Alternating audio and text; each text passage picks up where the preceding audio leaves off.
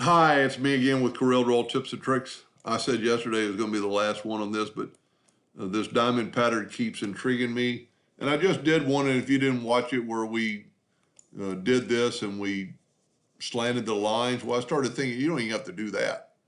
Take a 2-point line, hold down the control button, and then Control D and make a duplicate of it, move it down. Control D, just keep moving it down with Control D.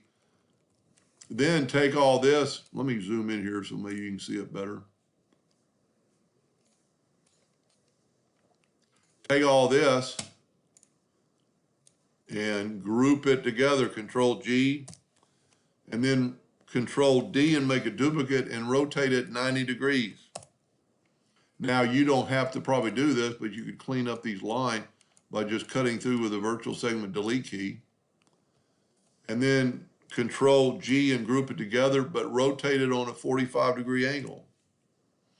I think now some of you are seeing where I'm going. Then since it's grouped together, we can just drag it up, and now we have diamond shapes. Now what you can do, I think you have to take it all, select it, go up to Effects, and ungroup it, and then select it all, go up to Object and combine it. Not 100% sure, but that's the way I did it and it worked. And you go up to Effects, contour to the inside, and look at that. Now these rough edges, I don't really understand, but you're not going to use them anyway. Go up to Object, break contour apart, and select that line. Of course, you deleted that, so you're going to have to go to back up and go to Object, break curve apart, and then you could take away that outside line. And then you could hopefully take away the red lines, and it worked. Now you could continue contouring those like we did in the previous video, like that right there, to get two different lines.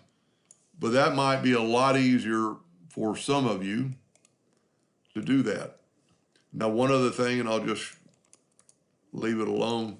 Since you have this, you could actually take the create a boundary tool. Let's nudge it out of the way. Let's contour it to the outside. Let's go 0.25.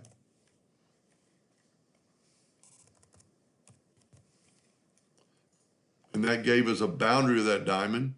Go up to Effects, break contour apart, take that diamond and move it back. It would have been a lot easier if I would have nudged it a correct amount, and then take the Smart Fill tool and fill this in, and now you got a total different gun grip, or you could use that for a vent or just a pattern. Hope that helped. Thank you for watching.